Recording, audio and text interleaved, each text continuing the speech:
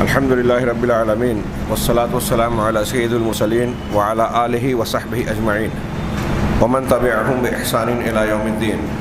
أعوذ بالله من الشيطان الرجيم. بسم الله الرحمن الرحيم. فاعلم أنه لا إله إلا الله وقال تعالى إنهم كانوا إذا قيل لهم لا إله إلا الله يستكبرون. محترم حاضرین،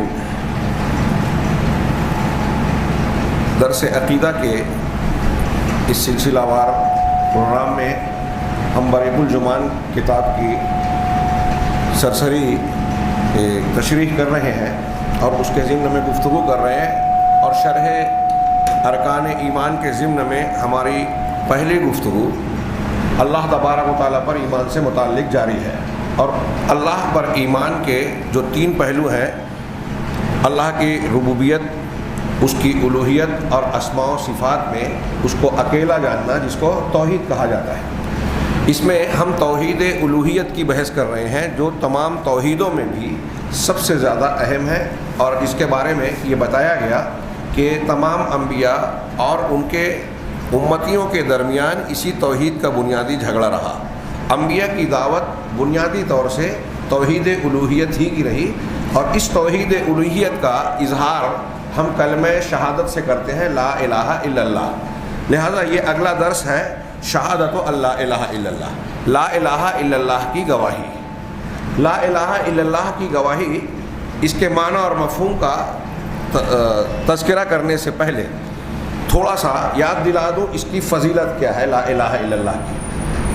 آپ نے اس سے پہلے وہ روایت سنی، صحیح بخاری اور مسلم کی ہے، کہ جب لما کانا حضر الموت ابا طالب اتى النبی صلی اللہ علیہ وسلم، نبی کریم صلی اللہ علیہ وسلم جب ابو طالب ان کے چچا کی موت کا وقت آیا تو آپ ان کے پاس آئے اور آپ سے کہا کہ یا عمی قل لا الہ الا اللہ کلمۃ احاج لک بها عند اللہ، کہ چچا جان آپ لا الہ الا اللہ کا کلمہ کہہ لیجئے، یعنی زبان سے اس کا اقرار کر لیجئے. یہ وہ کلمہ ہے کہ اس کے ذریعے سے میں اللہ کے پاس آپ کے لیے حجت پیش کروں گا، حجت پیش کروں گا کہ آپ کی بخشش ہو جائے. تو وہاں ابو جہل اور عبداللہ بن امیہ، یہ دو صاحبان جو سرداران قریش کے تھے اور ابو طالب سے دوستی رکھتے تھے، وہ موجود تھے. انہوں نے ابو طالب سے اللہ کے نبی صلی اللہ علیہ وسلم کی اس دعوت کے جواب میں کہا کہ اترغب عن ملت عبد المطلب، کیا آپ عبد المطلب کی ملت سے، طریقے سے، دین سے پھر جائیں گے؟ جب انہوں نے یہ بات کہی تو اللہ کے نبی صلی اللہ علیہ وسلم نے اپنی دعوت پھر سے دہرائی، پھر انہوں نے اپنی بات دہرائی. یہ بار بار ہوتا رہا، اور پھر حدیثوں میں ہے کہ ابو طالب نے بالآخر یہ کہا کہ میں اپنے باپ کے دین پر ہی رہوں گا، میں یہ پسند نہیں کرتا، اس بات میں عار محسوس کرتا ہوں کہ لوگ یہ کہیں کہ میں اپنے باپ دادا کے دین سے پھر گیا. اور انہوں نے لا الہ وابا ان یقول لا الہ الا اللہ، لا الہ الا اللہ کہنے سے انکار کر دیا، اور اسی پر موت ہو گئی. جب اس پر موت ہوئی تو نبی کریم صلی اللہ علیہ وسلم نے فرمایا لأستغفرن لک ما لم انہ عنک، میں آپ کے لیے ضرور بضرور استغفار کروں گا، مغفرت کی دعا کروں گا جب تک مجھے اس سے منع نہ کیا جائے. فانزل اللہ وانزل اللہ تعالی، تب اللہ تبارک و تعالیٰ نے اس بارے میں یہ آیت نازل کی ما کان للنبی والذین آمنوا ان یستغفروا للمشرکین ولو کانوا اولی قربی من بعد ما تبین لهم انہم اصحاب الجحیم، کہ نبی کے لیے اور مومنین کے لیے جائز نہیں ہے کہ وہ مشرکین کے لیے مغفرت کی دعا کریں، چاہے وہ قریبی رشتہ دار ہی کیوں نہ ہو، یہ واضح ہو جانے کے بعد کہ وہ اہل جہنم میں سے. غور کرنے کا مقام ہے، اگر آدمی ہوش و حواس سے اس آیت کو اور اس کے معنی و مفہوم پر غور کرے تو اس کے رونگٹے کھڑے کر دینے کے لیے کافی ہے. جناب محمد رسول اللہ صلی اللہ علیہ وسلم کے سگے چچا کلمہ نہیں پڑھا اور دنیا سے چلے گئے، شرک کیا اور شرک پر موت ہو گئی. نبی کریم صلی اللہ علیہ وسلم کو دنیا میں بھی دعا کرنے سے منع کر دیا گیا. معلوم یہ ہوا کہ اگر لا الہ الا اللہ کے اقرار کے بغیر کوئی مرتا ہے تو وہ نبی کے چچا ہی کیوں نہ ہو، کوئی کتنا بھی اعلیٰ خاندان کا، حسب نسب کا ہو، وہ جنت میں نہیں جا سکتا، جہنم سے ہرگز ہرگز نہیں نکلے گا. نبی کریم صلی اللہ علیہ وسلم دنیا میں جب دعا نہیں کر سکتے، ان کے لیے مغفرت طلب نہیں کر سکتے، تو آخرت میں ان کے لیے سفارش یا شفاعت کیا کریں گے؟ یہ سوچنے والی بات ہے۔ جو لوگ آج شفاعت کے بگڑے ہوئے عقیدے پہ تکیہ کر کے شرکیہ اور بدعتی اعمال کرتے ہیں، اور انشاءاللہ وہ باتیں آگے آئے گی، اور ہمارے یہاں کچھ لوگ یہی اس ادھیڑ بن میں دین کی بگڑی ہوئی شکل کو اختیار کیے ہوئے اسی پر تکیہ کیے ہوئے ہیں، اور اللہ کے نبی صلی اللہ علیہ وسلم کا وسیلہ لگاتے ہیں۔ بریلوی حضرات تو کھلا مشرکین مکہ کی طرح وسیلے کے قائل ہیں۔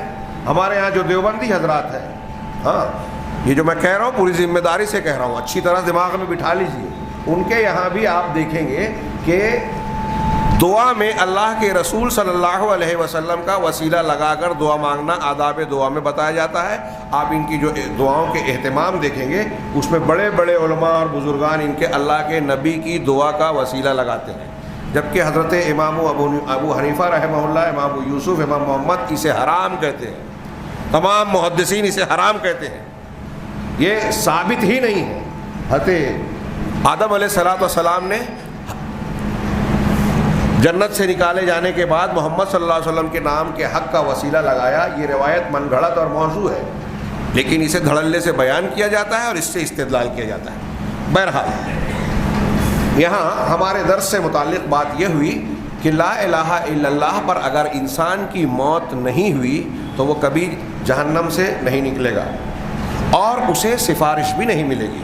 بخاری مسلم ہی کی حضرت ابو ہریرہ رضی اللہ تعالیٰ عنہ کی روایت ہے، غالباً بخاری اور نسائی میں ہے، کہ اللہ کے نبی صلی اللہ علیہ وسلم سے حضرت ابو ہریرہ نے پوچھا من اسعد الناس بشفاعتک یا رسول اللہ کے رسول قیامت کے دن آپ کی سفارش پانے کا سب سے زیادہ خوش قسمت اور حقدار کون ہوگا؟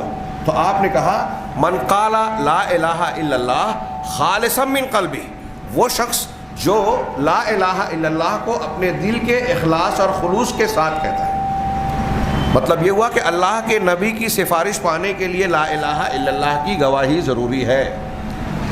وہ روایت بھی یاد کیجئے جو امام ابو یعلا نے، امام بغوی نے شرح السنہ میں اور دوسرے کئی محدثین نے نقل کیا، اس میں سے بعض طرق ضعیف ہیں، لیکن علامہ ابن حجر الاسقلانی کہتے ہیں کہ امام نسائی نے عمل الیوم واللیلہ وغیرہ میں جس سند سے نقل کیا ہے وہ سند صحیح ہے۔ اس میں ہے کہ حضرت ابو سعید خدری رضی اللہ تعالیٰ عنہ کہتے ہیں کہ جناب محمد رسول اللہ صلی اللہ علیہ وسلم نے فرمایا کہ حضرت موسیٰ علیہ السلام نے کہا یا ربی علمنی شیئا اذکرک بہ وادعوک او کما ورد فی الحدیث، کہ اے رب پروردگار مجھے کچھ ایسی چیز سکھا جس کے ذریعے سے میں تیرا ذکر کروں اور تجھ سے دعا مانگوں۔ تو اللہ تعالیٰ کی جانب سے کہا گیا قل لا الہ الا اللہ، لا الہ الا اللہ کہا کرو، یہ جس کی ہم بحث پڑھنے جا رہے ہیں۔ تو حضرت موسیٰ علیہ السلام نے کہا کل عبادک یقولون ھذا، کہ پروردگار یہ تو تیرے سارے بندے کہتے ہیں۔ گویا موسیٰ علیہ السلام پیغمبر ہیں، اولو العزم رسولوں میں سے ہیں، 5 اولو العزم رسولوں میں سے ہیں، ان کے مقام کو کوئی دوسرا پا نہیں سکتا۔ وہ کہہ رہے ہیں کہ پروردگار تیرا یہ تذکرہ یا ذکر تو سب لوگ کرتے ہیں، لا الہ الا اللہ۔ گویا سیاق و سباق سے یہ پتہ چلتا ہے کہ حضرت موسیٰ علیہ السلام کوئی اسپیشل ذکر مانگ رہے تھے، ایسی چیز چاہ رہے تھے جو خصوصیت کا حامل ہو۔ ہاں تب اللہ تبارک و تعالیٰ نے کہا کہ اے موسیٰ تمہیں کیا معلوم یہ لا الہ الا اللہ کا کیا وزن ہے؟ لو ان السماوات السبع والارضین السبع فی کف لو ان السماوات السبع وعامرهن غیری والارضین السبع وعامرهن فی کفۃ ولا الہ الا اللہ فی کفۃ آخر لرجحت کفۃ لا الہ الا اللہ، اور کما ورد فی الحدیث، کہ اگر یہ 7 آسمان میرے اور اس کے اندر جو کچھ ہے میرے علاوہ، اس حدیث کے الفاظ کا ترجمہ ہے، میرے علاوہ 7 آسمان اور آسمان کے اندر جو کچھ ہے اور 7 زمین اور زمین کے اندر جو کچھ ہے، یہ ترازو کے ایک پڑھنے میں ہو اور لا الہ الا اللہ دوسرے پڑھنے میں، تو لا الہ الا اللہ کا پڑھنا بھاری ہوگا۔ اس کی اہمیت کا اندازہ لگانے کے لیے میں کہہ رہا ہوں، جو آج بہت سارے مسلمان اور میں ایسا سمجھتا ہوں بہت سے اہل حدیث بھی نہیں سمجھتے۔ بخاری مسلم سنن کی روایت ہے، سنن نسائی ابن ماجہ وغیرہ کی صحیح حدیث ہے، جس کو حدیث بطاقہ کہتے ہیں۔ بطاقہ یعنی پرچی، کارڈ وغیرہ جو ہوتا ہے ہمارے ہاں، آئی کارڈ وغیرہ، اس کو بطاقہ بولتے ہیں عربی، جدید عربی میں۔ تو پرچی اللہ کے نبی صلی اللہ علیہ وسلم نے فرمایا کہ یصاح برجل علی رؤوس الاشہاد یوم القیامہ، ایک آدمی کو قیامت کے دن سارے لوگوں کے سامنے بلایا جائے گا، آواز دے کر پکار کر سامنے لایا جائے گا، اور اس کے سامنے اس کے نامہ اعمال کے رجسٹروں کو پیش کیا جائے گا. ہاں یوضع کیا ہے 97 سجلا کل سجل مد البصر، 99 رجسٹر اس کے اعمال کے ہوں گے، اور ہر رجسٹر جو ہوگا جو جس پر کے لکھا جاتا ہے مد بصر حد نگاہ تک ہوگا. یعنی ہمارے یہاں کے یہ رجسٹر یا ڈائری اور جو نوٹ بک رہتا ہے اس کی جیسا نہیں، حد نگاہ تک کتنا بڑا بڑا ہوگا، اور اس میں صرف اس کے گناہ اور اس کی غلطیاں ہوں گی، بھری ہوئی ہوں گی. 99 رجسٹر، اور ہر رجسٹر کی سائز جو ہے حد نگاہ تک. اس کو دیکھنے کے بعد اللہ تعالیٰ کی جانب سے سوال کیا جائے گا، فرشتے پوچھیں گے اتنکروا من ھذا شیئا، اپنے آپ کو وہاں رکھ کے تھوڑی دیر سوچیے، کیا تم اس میں سے کسی بھی چیز کا انکار کرتے ہو؟ تو کہے گا لا یا رب، پروردگار نہیں، سب صحیح ہے جو لکھا ہوا ہے، مجھے کسی چیز سے انکار نہیں. سوال کیا جائے گا الک عذر او حسنہ، کیا تمہارے پاس کوئی عذر اور بہانہ ہے کہ تم سے یہ غلطی فلاں وجہ سے ہو گئی جس کی وجہ سے قابل معافی ہو؟ کوئی عذر ہے، یا اس کے علاوہ کچھ نیکیاں ہیں تمہارے پاس جو اس میں لکھی ہوئی نہیں ہیں؟ فیہاب الرجل، تو حدیث میں ہے کہ آدمی ڈر جائے گا، ہیبت کا شکار ہوگا، اور کہے گا کہ نہیں، میرے پاس نہ کوئی عذر ہے نہ کوئی نیکی ہے.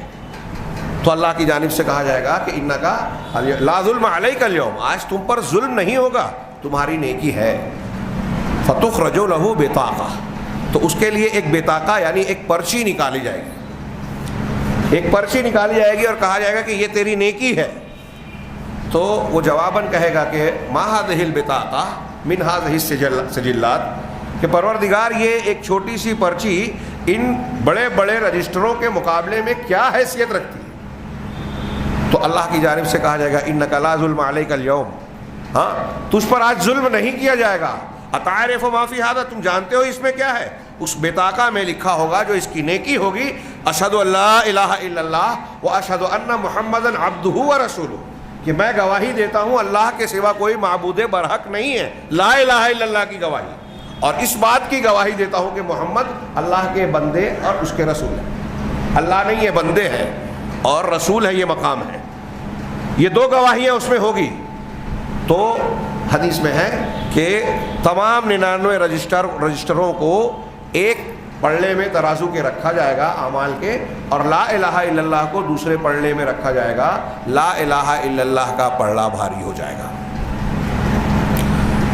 وزندار ہوگا، وہ 99 اٹھ جائیں گے، یہ جھک جائے گا. وزندار یہ لا الہ الا اللہ محمد الرسول اللہ کی گواہی ہوگی.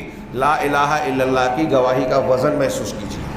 لیکن یہاں ایک بات علامہ ابن قیم نے اس حدیث کو نقل کر کے بڑی پیاری بات کہی کہ اس سے یہ پتہ چلتا ہے کہ اعمال کی ظاہری شکل کے مقابل اس کی جو معنویت اور روحانیت ہے، اصل حیثیت اس کی ہوتی ہے. ایک آدمی، آپ بھی نماز پڑھ رہے ہیں، میں بھی نماز پڑھ رہا ہوں، نماز کی شکل دونوں کی ایک ہے. ابھی ہم نے عصر کی نماز پڑھی، پوری مسجد میں جتنے لوگوں نے، سب نے 4 رکعت پڑھی. ابھی تھوڑی دیر کے لیے وہ مسلک والا طریقہ ہٹا دیں، 4 رکعت کے اعتبار سے سب کی نماز یکساں ہے، امام صاحب کی بھی، مقتدیوں کی بھی، مقتدیوں میں تمام لوگوں کی.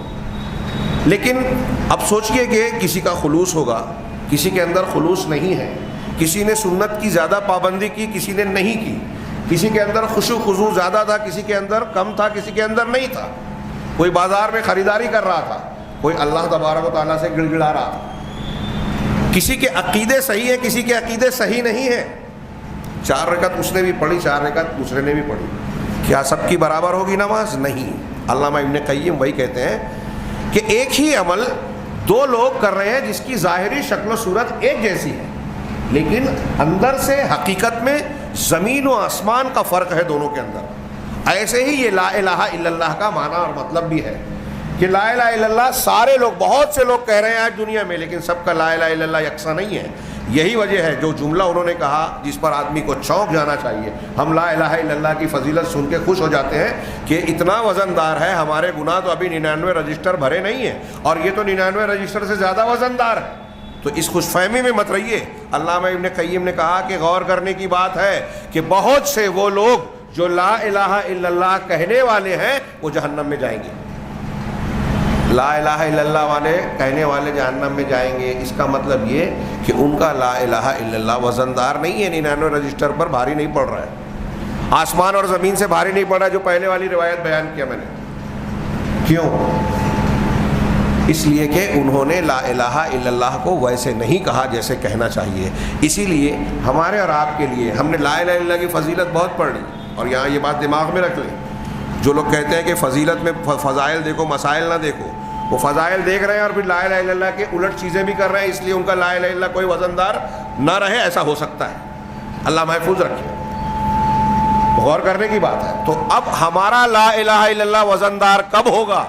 جب ہم اس کے معنی کو سمجھیں گے, اس کی شرطوں کے مطابق اسے کہیں گے, اس کے تقاضوں کو سمجھیں گے. اس لیے شہادت لا الہ الا اللہ کا معنی اور مفہوم جاننا بہت ضروری ہے. بلکہ ابھی شرائط آ رہی ہیں, اس میں پہلی شرط وہی ہے. سب سے پہلے ہم معنی کو لیتے ہیں. یہ چند فضیلتیں میں نے بیان کی, اور بھی اس کی بڑی فضیلت ہے.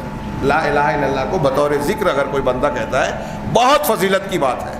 لیکن علامہ عبدالرزاق بن عبد المحسن العباد اور دوسرے علماء کہتے ہیں کہ ہم لوگ مسلمان اس بات کے عادی ہو گئے کہ بھائی آیت الکرسی کی فضیلت پڑھ لی, سورہ فاتحہ کی فضیلت پڑھ لی, لا الہ الا اللہ کی الحمدللہ کی فضیلت پڑھ لی, لیکن اس کے معنی اور مفہوم اور تقاضے کو جب سمجھا ہی نہیں تو فضیلت پڑھ لینے سے وہ فضیلت ہم کو نہیں ملے گی.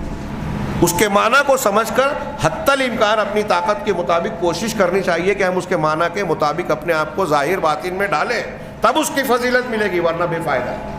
بہرحال اسی طریقے سے اگر لا الہ الا اللہ کی ان فضیلتوں کو ہم کو حاصل کرنی ہے, جس میں سے چند کا میں نے ذکر کیا, تو پہلے اس کا معنی جاننا ہوگا اور پھر اس کی شرائط وغیرہ سے واقف ہونا ہوگا.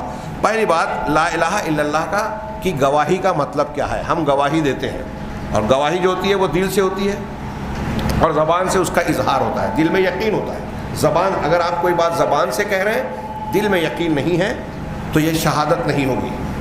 سورہ منافقون میں اللہ تعالیٰ نے کہا کہ اذا جاءک المنافقین قالوا نشهد انک رسول اللہ. جب منافقین آپ کے پاس آتے ہیں تو کہتے ہیں کہ ہم گواہی دیتے ہیں, ہم گواہی دیتے ہیں, نشہد, ہم گواہی دیتے ہیں کہ آپ اللہ کے رسول ہیں. اور آگے اللہ نے کیا کہا؟ واللہ یشہد انک لرسول واللہ یشہد ان المنافقین لکاذبون. اللہ اس بات کی گواہی دیتا ہے کہ اللہ آپ اس کے رسول ہیں, یہ بات تو صحیح ہے, لیکن اللہ اس بات کی بھی گواہی دے رہا ہے کہ یہ منافقین جو کہہ رہے ہیں کہ آپ اللہ کے, یہ جھوٹے ہیں. سچ کہہ رہے ہیں لیکن جھوٹے ہیں. کیسے؟ زبان سے تو کہہ رہے ہیں, دل میں اس کا یقین نہیں ہے, اس لیے ان کی گواہی نہیں ہے. تو گواہی وہ ہے, شہادت وہ ہے جس کا دل کے یقین کے ساتھ زبان سے اقرار ہو, اور پھر اعضاء و جوارح کے ذریعے سے بھی اس اقرار اور یقین کی تعمیل ہوتی ہو, اس کی موافقت ہوتی ہو. تو لہذا لا الہ الا اللہ کا اجمالی معنی, مختصر معنی یہ ہے کہ لا معبود بحق الا اللہ, کہ نہیں ہے کوئی معبود برحق. یہاں ایک محذوف مانا جاتا ہے لا نفی جنس کی خبر کو. لا معبود بحق, کوئی معبود حق کے ساتھ نہیں ہے, یعنی سچا معبود نہیں ہے, الا اللہ تعالی سوائے اللہ کے. یعنی دوسرے الفاظ میں لا یستحق ان یعبد الا اللہ, عبادت کیے جانے کا مستحق کوئی نہیں ہے سوائے اللہ کے. لہٰذا یہ بات جائز نہیں ہے کہ اللہ تعالیٰ کے سوا کسی سے دعا کی جائے, اور یہ جائز نہیں ہے کہ اللہ کے علاوہ کسی کے لیے نماز پڑھی جائے. نماز پوری کی پوری عبادت ابھی ہم نے پڑھی, اب نماز میں رکوع ہے, سجدہ ہے, ہم ادب و احترام کے ساتھ ہاتھ باندھ کے کھڑے ہوتے ہیں, ایک قیام ہے. اگر ایسا قیام کوئی ٹیچر کے لیے, کوئی گرو کے لیے, کوئی بزرگ کے لیے اگر ایسا قیام کرتا ہے جیسا نماز میں اللہ کے لیے, تو یہ شرک ہوگا, اس لیے کہ یہ عبادت ہے اور ہم دوسرے کے لیے کر رہے ہیں. ایسا رکوع کسی کے لیے, کیا سورج چاند ستارے کے لیے, کسی بزرگ کے لیے, پیر اور بابا کے لیے. آج کئی کلپ آ رہی ہے, مجھے حیرت ہوتی ہے, مسلمان کہلانے والے کچھ پیران اور بابا, ہاں یہ لوگ خود بھی جو ہے اپنے آپ کو جہنم کی طرف لے جا رہے ہیں, اور اپنے مریدین کو بھی. تصویریں آتی ہیں کلپس میں دیکھا جا رہا ہے کہ لوگ ان کو سجدہ کر رہے ہیں, ان کے پیروں پر پیشانیاں ٹیک رہے ہیں اور ایسی کئی حرکتیں کر رہے ہیں جو کھلے طور پہ شرک ہے. حیرت انگیز بات ہے, مسلم معاشرے میں یہ ہو رہا ہے اور ہم خاموش ہیں. ہم چھوٹی چھوٹی باتوں پر مسلکی جھگڑے کرتے ہیں. 8 اور 20 کی ضعیف روایت ہے پھر بھی لڑ رہے ہیں, ہاں اس میں پوری طاقت صرف کر رہے ہیں, لیکن غیر اللہ کو سجدہ نہیں ہو سکتا یا جائز نہیں ہے. اس میں کسی کا اختلاف کسی مسلمان فرقے کا تو کم سے کم نہیں ہے. چاروں ائمہ میں سے کوئی جو ہے پختہ قبر کو بنانے کا قائل نہیں ہے. ہمارے یہاں بن رہی ہیں, بورڈ لگ رہے ہیں. تو شرکیہ جو بڑا گناہ ہے اس پر ہم خاموش ہیں. یہ عجیب و غریب معاملہ ہے. امت کی بے حسی اور غفلت کا آج جو نتائج یا جو بھی ہمارے سامنے آتے ہیں کہ مسلمان جو چاہتے ہیں اس کے خلاف ہو رہا ہے. اور لگتا ہے کہ ابھی میں نے دیکھا الیکشن نتیجے کے سلسلے میں ایک صاحب نے تبصرہ کیا مختصر سا, ابھی نماز میں مسجد میں ہی موبائل بند کرتے کرتے نظر پڑی, کہ وہ کہتا ہے کہ اللہ تعالیٰ نے مسلمانوں کی دعائیں ریجیکٹ کر دی. الیکشن کے اس میں کہہ رہا ہے بھائی کیا لینا دینا, آپ تو اپنے گھر میں پرسکون ہے نا. جماعت کا جھگڑا ہو رہا ہے وہ دونوں کا جھگڑا ہے, آپ کو کوئی حق باطل سے اللہ کے دین سے کوئی لینا دینا ہے, لیکن کیا حق ہے کیا باطل ہے, کس کا ساتھ دینا چاہیے کس کا نہیں دینا چاہیے. ایسے ہی 2 پارٹیاں لڑ رہی ہیں, ایک جیت گئی ہار گئی, آپ کو کیا فکر ہے؟ کیوں دعائیں کر رہے ہیں, کیوں ووٹ دینے جائیں گے؟ اب ووٹ دینے نہیں گئے دعائیں مانگ رہے ہیں کہ بھائی ظالم کو حکمراں مسلط نہ کر, اس کی دعا یہ ہے, ہم پر پھیلا رہے ہیں.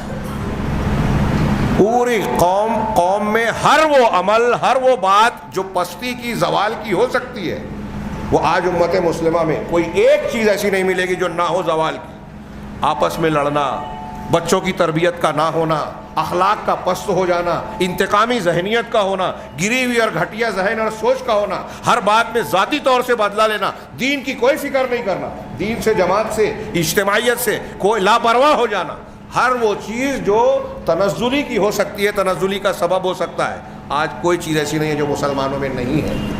اور اس کی بنیادی سبب آپ مانیں یا نہ مانیں, آگے چل کے اگر یہ دروس آپ پڑھتے رہے تو آپ بھی یہ مانیں گے کہ اس کی بنیادی سبب یہ ہے کہ توحید کا بنیادی سبق لا الہ الا اللہ ہی نہیں سمجھا ہے ہم نے. جو جتنا دین سے دور ہے ایسا سمجھ لے کہ لا الہ الا اللہ سے اتنا دور ہے. جو لا الہ الا اللہ کو جتنا سمجھے گا اتنا دین کو سمجھے گا. تو کوئی اللہ کے سوا کوئی معبود برحق نہیں ہے. کسی کے لیے نماز سجدہ رکوع نہیں کیا جا سکتا, کسی کے حلال حرام کو نہیں باجا جا سکتا. بعض علماء نے لا الہ کی تشریح میں بڑی پیاری پیاری باتیں کہی ہیں. اگر سب بیان کروں تو ابھی کئی دروس ہوں گے. رمضان المبارک میں مجھے یہ بہت ہی مختصر سے وقت میں بیان کرنا ہے. کچھ لوگوں نے لا الہ اس میں یہ معنی بھی داخل ہے لا رب الا اللہ, اللہ کے سوا کوئی رب نہیں ہے. اتخذوا احبارهم ورهبانهم اربابا من دون اللہ کی آیت اور اس کی تشریح کو دماغ میں رکھیے تو اس کا معنی یہ ہوگا کہ اللہ کے علاوہ جو لوگ لا الہ الا اللہ مانتے ہیں, اللہ کے علاوہ کسی بھی ذات کو, امام کو, بزرگ کو, شخصیت کو ایسا نہیں مانتے کہ اللہ کے قانون کے سامنے اس کا قانون چلے. کیا ہم ایسا مانتے ہیں؟ مسلمانوں کی بات کر رہا ہوں جو لا الہ الا اللہ کا اقرار کرتے ہیں, کیا وہ مانتے ہیں ایسا؟ آج پیر صاحب نے اگر ایک چیز کو حلال حرام کہہ دیا تو آپ اس کے سامنے حدیث بتا دیجئے, وہ اگر ہاتھ پہ بیعت ہے کسی سلسلے کا, نقش بندی, چشتی, قادری اور یہاں اس کے کوئی جانشین ہے, اس کے ہاتھ پہ بیعت ہے اور بیعت جن پہ کی ہے اس نے پیر صاحب نے بول دیا کہ یہ آپ کو نہیں کھانا ہے, تو آپ لاکھ حدیث بتا دیں کہ اللہ کے رسول نے اس کو جائز بتایا, وہ نہیں مانے گا. تو لا الہ الا اللہ ماننے والا وہ کہلائے گا کیا؟ لا الہ الا اللہ ماننے والا کہلائے گا. اور جب وہ بزرگ کو مان رہا ہے تو دوسرے مسلمانوں سے اتحاد و اتفاق کرے گا. جو اس کی اللہ کے رسول کی حدیث بتا کے جو اس کی بات کو غلط کہہ رہا ہے اس کو اپنا دشمن سمجھے گا, جبکہ وہ اس کا دوست ہے. ابھی ہم صحیح بات بتا رہے ہیں, توحید کا درس دے رہے ہیں جس سے دنیا اور آخرت کی کامیابی ہے, یہ ہماری دوستی ہے. لیکن جن کے عقیدے کے خلاف یہ بات جائے گی وہ ہمیں دشمن سمجھتے ہیں. یہی ہو رہا ہے. تو لا ربا والا معنی بھی آ گیا, لا ند الا اللہ کا معنی بھی اس میں شامل ہے. اللہ کے سوا کوئی اللہ کا ہمسر نہیں ہے. ند کسے کہتے ہیں؟ اسے کہتے ہیں جس کو آدمی اللہ تعالیٰ کی طرح محبت کرنے لگے یا اللہ سے زیادہ محبوب ماننے لگے. وَمِنَ النَّاسِ مَن يَتَّخِذُ مِن دُونِ اللَّهِ أَندَادًا يُحِبُّونَهُمْ كَحُبِّ اللَّهِ وَالَّذِينَ آمَنُوا أَشَدُّ حُبًّا لِلَّهِ. لوگوں میں کچھ ایسے ہیں جنہوں نے اللہ کے سوا دوسروں کو انداد بنا لیا. انداد کسے کہا؟ اللہ تعالیٰ نے خود آگے تشریح کی. یحبونہم کحب اللہ, وہ ان ہمسروں سے, انداد ند کی جمع جس کا ترجمہ ہمسر کرتے ہیں, ایک جیسا, ہم پلہ, جوڑ کا, کہ ان کو ہمسر کیسے بناتے ہیں؟ ایسی محبت کرتے ہیں جیسی اللہ سے محبت کرتے ہیں. اس سے علامہ ابن تیمیہ وغیرہ نے استدلال کیا کہ مکہ کے کفار جس طرح معبودان باطلہ سے محبت کرتے تھے، اللہ سے بھی کرتے تھے، اللہ سے محبت کرنے کے باوجود قرآن ان کو مشرک کہہ رہا ہے۔ کیوں؟ کیونکہ وہ اللہ کی طرح دوسروں سے بھی محبت کر رہے ہیں۔ اگر ہماری اور آپ کی یا کسی بھی انسان کی محبت میں، محبوب ہونے میں اللہ کی طرح کوئی اور ہو جائے، محبت میں اللہ کا شریک ٹھہرا لیا، تو ہم نے جس کو اللہ کی طرح یا اللہ سے زیادہ محبوب بنا لیا وہ ند بن گیا۔ اب وہ پیر صاحب ہو، محبوبہ ہو، عشق اور محبت کے مارے ہمارے نوجوان جو کہتے ہیں کچھ لوگ کہ ہم اپنے محبت میں یہ کر لیں گے وہ کر لیں گے، علماء سلف نے لکھا ہے کہ اگر کوئی شخص عشق اور معاشقے میں بھی اس درجہ پہنچ جاتا ہے کہ وہ یہ کہتا ہے کہ اپنے محبوب کے لیے سب کچھ کرنے کو تیار ہے، تو یہ بھی شرک ہے۔ بہت سے لوگوں کو کہ اگر میری محبوبہ مجھ سے کہے تو میں اس کو سجدہ کرنے کے لیے بھی تیار ہوں، اس کی سب باتیں ماننے کو تیار ہوں۔ تو دنیا کی عارضی ہوس کی بنیاد پر اس محبت کے لیے بندہ یہاں تک جاتا ہے، انسان اللہ کی محبت کے لیے کہاں تک جانا چاہیے؟ صحابہ کرام سے سیکھیے اور دیکھیے۔ تو لا ندہ کا مفہوم بھی اس میں داخل ہے۔ اسی طریقے سے لا طاغوت، طاغوت کسی کو اتباع میں یا اعتقاد اور عقیدت کے درجے میں ایسا بکانا کہ اس کے مقام سے اس کو بڑھا دیا جائے۔ اگر کسی کو پیر، بابا، مولوی، بزرگ کو بڑھا کر نبی کا درجہ دے دیا جائے یا نبی کو اللہ کا درجہ دے دیا جائے تو وہ طاغوت ہے۔ بہرحال یہ سارے معنی ند اور یہ سارے لا الہ جب کہہ رہے ہیں کہ کوئی معبود نہیں ہے، کوئی ند نہیں ہے، کوئی رب نہیں ہے، کوئی طاغوت نہیں ہے اللہ کے سوا، یہ سارے معنی اس میں شامل ہیں۔ تو نہ اس کے لیے غیر اللہ کے لیے نماز پڑھی جائے گی، نہ اس کے لیے نظر کی جائے گی، نہ ذبح کی جائے گی، نہ دوسروں کو حلال و حرام کا حق دیا جائے گا کہ وہ جو حلال کہیں وہ حلال، وہ جو حرام کہیں حرام۔ شریعت کسی اور سے نہیں لی جائے گی۔ عزت ذلت دینے والا وہ، محبت اللہ کے لیے، نفرت اللہ کے لیے، دوستی اللہ کے لیے، دشمنی اللہ کے لیے، یہ توحید اور ایمان ہے، اور یہ آج ہمارے یہاں نہیں ہے۔ تو کہا اس طرح جتنی بھی عبادتیں ہیں ان ساری عبادتوں کو صرف اللہ کے لیے کیا جائے، اور ان میں سے کوئی بھی عبادت کوئی بھی فیصد میں غیر اللہ کی طرف نہ پھیری جائے۔ ایک آدمی نے ایک مکھی کو بت کے لیے ذبح کر دیا، امام احمد نے اپنی بعض کتابوں میں اس حدیث کو نقل کیا، محمد بن عبد الوہاب نے کتاب التوحید میں۔ ایک آدمی ایک مکھی کی وجہ سے جہنم میں گیا، وہ حدیث آپ بہت مرتبہ سن چکے ہیں کہ کچھ لوگوں نے کہا چڑھاوا چڑھاؤ، کہا میرے پاس کچھ نہیں ہے، کہا مکھی ہی چڑھا دو، مکھی چڑھا دی اور جہنم میں چلا گیا۔ اس کا مطلب وہ مسلمان تھا، لا الہ الا اللہ کہنے والا تھا، مکھی کو غیر اللہ کے نام پہ چڑھا دینے میں اس نے کوئی حرج نہیں سمجھا، شرک کیا۔ تو اگر کسی معبود کی تعظیم اللہ کی طرح مکھی سے بھی کر دی اور اس پر مر گیا بغیر توبہ کے تو جہنم میں جائے گا۔ اندازہ لگائیے، یہ لا الہ الا اللہ کے معنی میں شامل ہے کہ کوئی بھی عبادت کا کام ظاہری اور باطنی، قولی، فعلی عبادت ہو، جیسے میں نے یہ نماز کہی تو نماز میں رکوع سجدہ دکھانا ظاہری میں عبادت ہے، ہم دل میں خشوع خضوع رکھتے ہیں، زبان سے اللہ اکبر کہتے ہیں۔ اب آج کوئی مسلمان کسی ہندو کے جنازے میں جاتے ہوئے جائے فلاں کی بولتا ہے تو وہ اللہ اکبر کے جیسا اس کی کبریائی اور بڑائی بیان کر رہا ہے، زبان سے شرک کر رہا ہے۔ ایسی بہت سی چیزیں ہیں۔ آج ہمارے یہاں یکجہتی کا مظاہرہ کرنے کے لیے بعض شہروں میں خبریں آتی ہیں کہ مسلمانوں نے یہ کیا، ارتھی میں شرکت کی اور ایسے ایسے نعرے لگائے۔ تو اگر آپ غیر اللہ کو اس طرح سے پکارتے ہو، جیسے نماز میں اللہ اکبر کہہ رہے ہو، اذان میں کہہ رہے ہو، کسی اور کو کہنے لگے تو یہ آپ شرک کر رہے ہیں۔ کعبہ کا طواف کرتے ہو، حج میں جتنے اعمال ہیں سب عبادت ہے، اس میں طواف ہے۔ اب اگر کوئی کسی قبر کا طواف کر رہا ہے، کسی بزرگ کا طواف کر رہا ہے، کسی مشہد اور کسی مقام کا طواف کر رہا ہے، عبادت سمجھ کے، فضیلت سمجھ کے، اجر و ثواب کا ذریعہ سمجھ کے، وہ شرک کر رہا ہے۔ تو عبادت جتنی بھی ہے اللہ کے لیے کی جائے گی، جیسے جتنی جہاں اللہ نے بتایا ہے، رسول نے بتایا ہے، ویسے اتنی ہی کی جائے گی۔ اس میں فرق کیا تو یہ بدعت ہو جائے گی، دوسروں کے لیے کیا یہ شرک ہو جائے گا۔ اب لا الہ الا اللہ کا یہ معنی بتایا، یہاں آگے بڑھ گئے ہیں لیکن میں تھوڑا سا ذکر کر دوں۔ ہمارے یہاں جو صوفی لوگ ہیں، اہل تصوف، یہ تذکرہ انہوں نے نہیں کیا، میں کر رہا ہوں، دوسری کتابوں میں ملے گا۔ لا الہ الا اللہ کا معنی ہم نے کہا لا معبود بحق۔ اہل تصوف اس کی تشریح کرتے ہیں کہ لا موجود الا اللہ۔ لا الہ الا اللہ کا معنی کہتے ہیں لا موجود الا اللہ، کوئی موجود نہیں ہے سوائے اللہ کے۔ کیا مطلب ہوا اس کا؟ مطلب آپ موجود ہیں، میں موجود ہوں، یہ مسجد کی در و دیوار موجود ہے، یہ پنکھے موجود ہے، یہ مائک موجود ہے، یہ موبائل موجود ہے، یہ نقلی صحیح پھول، دنیا کی جتنی پیڑ پودے آسمان زمین ساری چیزیں درخت پھول پتے سب موجود ہیں، تو جو موجود ہے سب اللہ ہے. یہ مطلب ہوا. یہ مطلب اس معنی کو بیان کرنے سے کیا ہوا معلوم ہے؟ یہ کلمہ توحید کلمہ اخلاص کو کلمہ شرک بنا دیا. میں نے اس سے پہلے سرسری تذکرہ کیا ہے، تحقیق کر کے معلومات لیجیے. ایک عقیدہ ہے وحدت الوجود، پوری کائنات ایک ہی وجود ہے، سب اللہ سے نکلے اور سب کے اندر اللہ ہے. ایسا عقیدہ یہ سب سے گھناؤنا شرک اور سب سے بڑا کفر ہے. اس سے بڑھ کر کوئی کفر اور شرک ہو ہی نہیں سکتا کہ دنیا کی ہر چیز کو اللہ مان لیا، پیڑ میں پودے میں یہاں تک کہ مورتی میں. اور یہ ہمارے اہل تصوف مانتے ہیں. یہ آیا کہاں سے؟ ہندو دھرم سے. یہ جو میں کہہ رہا ہوں ہندوؤں کا جو اپنشد ہے، ایک اپنشد کے مختلف کتابیں ہیں، ایک پورا کا پورا وحدت الوجود کو بیان کرنے میں ہی ہے. یہ جو ان کے جو پنڈت ہوتے ہیں بڑے، کیا بولتے ہیں ان کو، جو بڑے والا 4 ہوتے ہیں ہندوؤں کا، جو 4 بڑے پنڈت جو سردار ہوتے ہیں،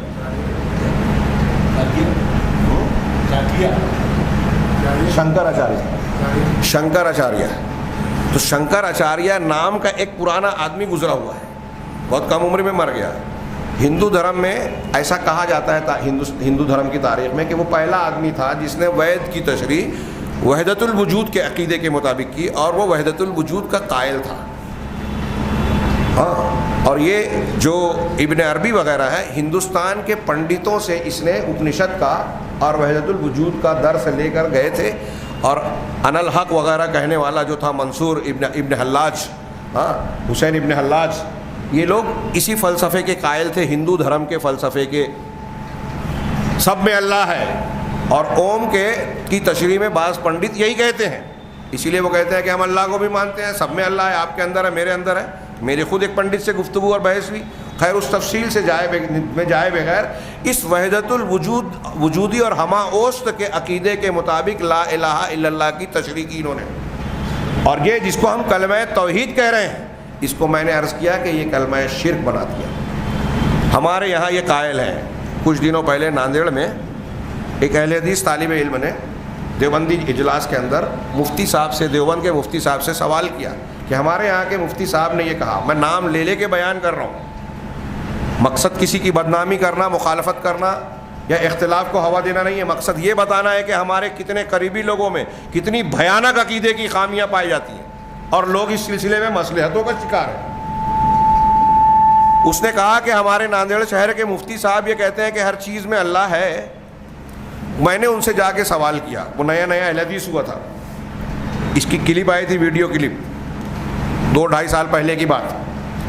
تو کہا کہ میں نے ان سے سوال کیا کہ ہندو مذہب کے مطابق جو مندر ہے، ہندو مندروں میں مورتیاں ہوتی ہیں، کیا مولوی صاحب، مفتی صاحب، آپ نے جو کہا کہ ہر چیز میں اللہ ہے، تو کیا ہندوؤں کے مندر میں موجود استھاپت مورتیوں کے اندر بھی اللہ ہے جس کی پوجا کر رہے ہیں ہندو؟ تو مفتی صاحب کہتے ہیں کہ ہاں ہے. تو آپ کیا کہتے ہیں؟ اس نے پہلے چٹھی لکھ کر سوال کیا.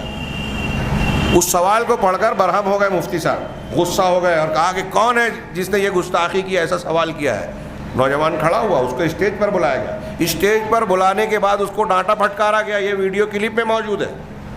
اور اس کے بعد مفتی صاحب کہتے ہیں کہ یہ بات صحیح ہے کہ اس مورتی کے اندر بھی اللہ ہے. اور میں اس اسٹیج سے کہتا ہوں کہ یہ بات انتہائی گھناؤنی، غلط ہے اور توحید کے عقیدے کے خلاف ہے. اس سے بڑھ کر گناہ کی اور غلط بات ہو ہی نہیں سکتی کہ آپ اللہ تبارک و تعالیٰ کو مخلوق کے اندر مانو، اللہ تبارک و تعالیٰ کو گندی چیز کے اندر مانو. اگر اس کو صحیح مانا جائے گا تو دنیا میں کوئی مشرک ہوگا ہی نہیں. فرعون کے اندر بھی اللہ کو ماننا پڑے گا. درختوں کی جو پوجا کی جا رہی ہے ان کے اندر بھی اللہ ہے. تو جو جس کی پوجا کر رہا ہے اللہ کی کر رہا ہے. اس سے زیادہ بڑا شرک کوئی نہیں ہے. اور یہ میں نہیں کہہ رہا ہوں، پرانے حنفی علماء نے بھی، علامہ ابن ابی العز رحمہ اللہ نے شرح العقیدۃ الطحاویہ میں یہ بیان کیا کہ حلول اور اتحاد کا عقیدہ جو ہے وہ نصارہ کے کفر سے بڑا کفر ہے. نصارہ تو 3 کو مانتے ہیں. نصارہ تو صرف یہ مانتے ہیں کہ اللہ تعالیٰ حضرت عیسیٰ کے اندر آ گیا، حضرت عیسیٰ اللہ کے بیٹے ہیں، نعوذ باللہ. نصارہ صرف ایک مانتے ہیں اور یہ وحدت الوجود کا عقیدہ ماننے والے ہمارے صوفی حضرات اور ہندو عقیدے کے ماننے والے یہ کہہ رہے ہیں حضرت عیسیٰ تو ایک ہی ہے، سارے لوگوں کے اندر اللہ ہے، حتیٰ کہ گندی چیزوں کے اندر بھی اللہ کو مان رہے ہیں۔ شیخ تلمسانی اور ان کا واقعہ جو دو صوفیوں کا نقل کیا، میں نام بھول رہا ہوں، ہاں یاد آ جائے گا، کہ راستے سے گزرے، ایک کتا مرا ہوا پڑا تھا اور اس کی لاش بھی سڑ رہی تھی، تو شاگرد نے پیر صاحب سے پوچھا کہ پیر صاحب بتائیے کیا اس کے اندر بھی اللہ ہے؟ کہاں اس کے اندر بھی ہے۔ فصوص الحکم ابن عربی کی کتاب ملتی ہے یہاں بازار میں، اور ایک کون سی کتاب ہے اس کی، اس میں آپ پڑھیے ایسی ایسی باتیں ہیں۔ وہ کہتا ہے، کتے کو مخاطب کر کے کہتا ہے یا سیدی، میرے آقا، یعنی کتے کے اندر نعوذ باللہ نعوذ باللہ نعوذ باللہ کہتا ہے کہ اللہ ہے۔ اس سے بڑے اللہ کی شان میں گستاخی کیا ہو سکتی ہے؟ اللہ کے عذاب سے ڈرنا چاہیے۔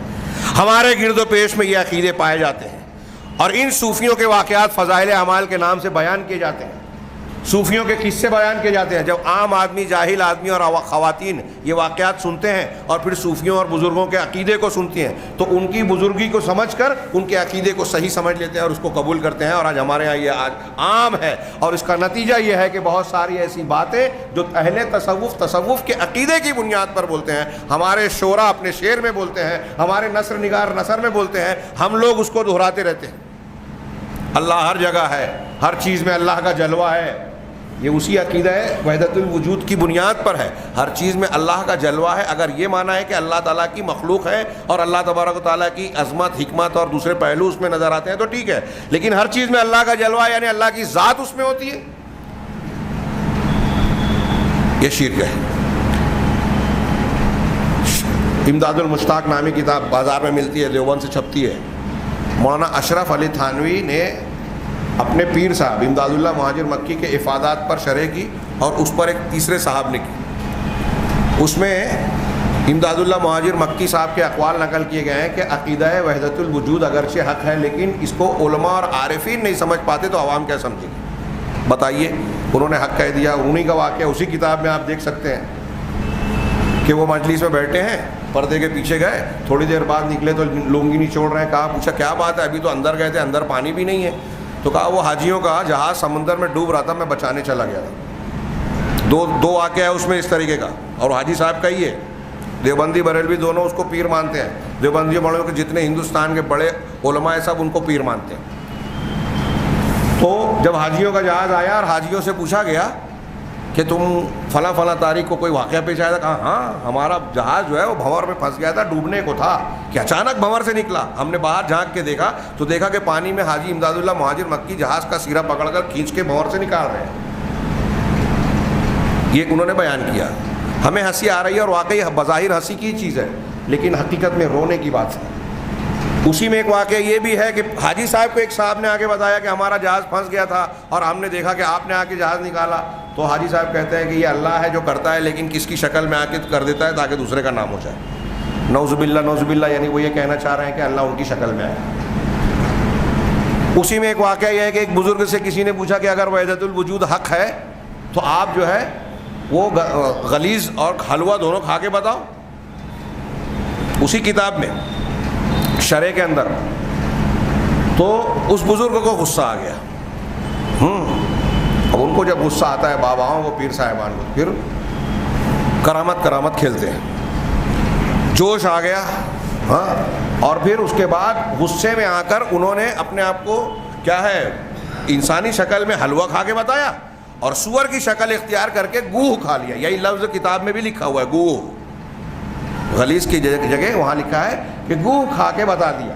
آگے صاحب کتاب تبصرہ کرتے ہیں فاروقی صاحب، جامعہ ملیہ والے جو صاحب تھے، وہ کہتے ہیں کہ اگرچہ کہ اس کی چندہ ضرورت نہیں تھی، کیونکہ الگ الگ ظاہری حیثیت کی وجہ سے خصوصیات الگ ہو جاتی وغیرہ، لیکن چونکہ ان کو جو ہے دکھانا تھا اور ایک آدمی نے سوال کیا تو جوش میں آ کے اس کا مظاہرہ کیا۔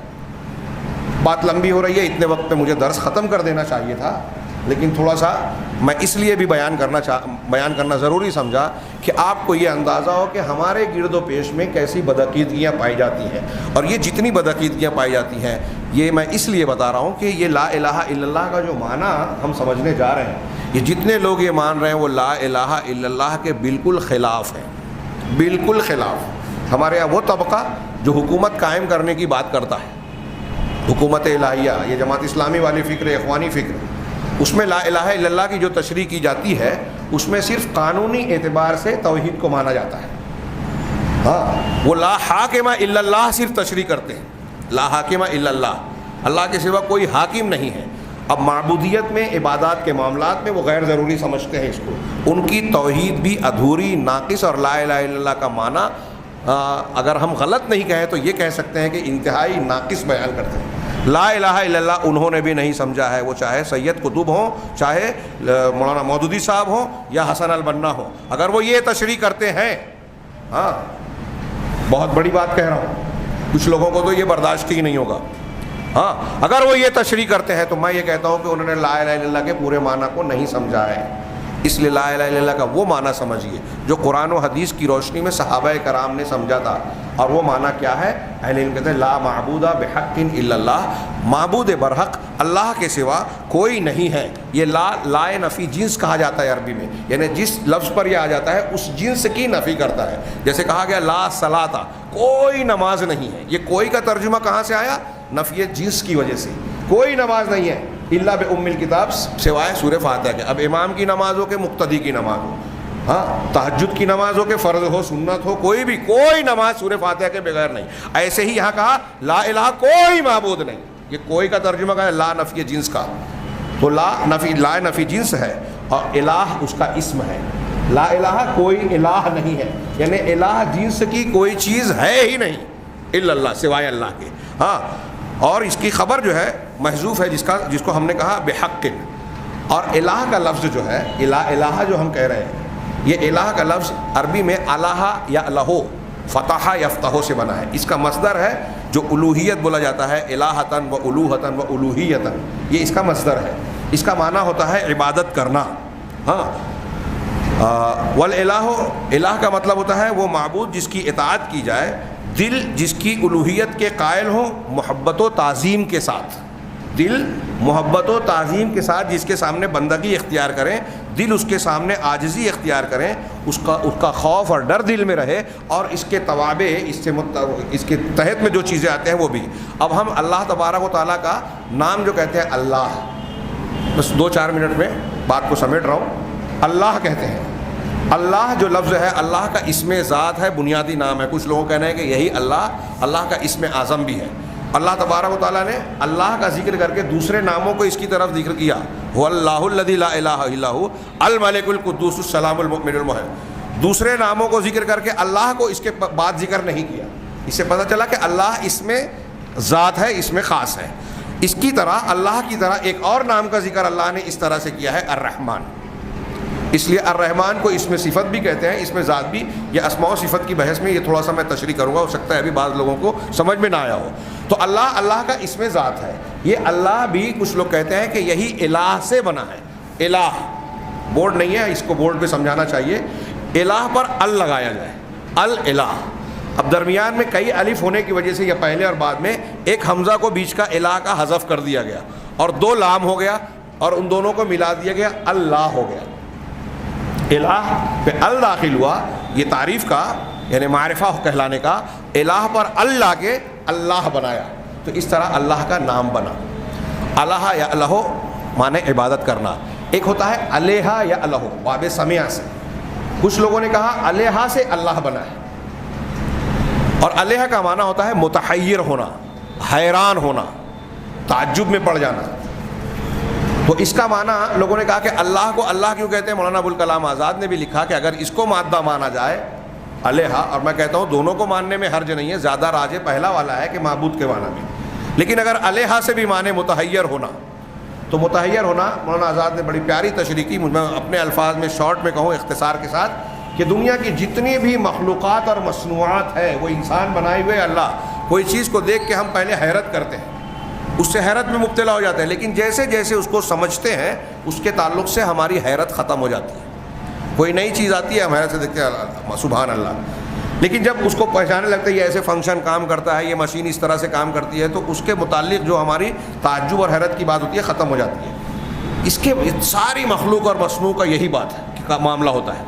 لیکن اللہ کی ذات اور شان صرف تنہا ایسی ہے کہ آپ اور ہم یا دنیا کا کوئی بھی انسان اور کوئی بھی مخلوق اللہ کو جتنا جانے گا اتنا حیران ہوگا.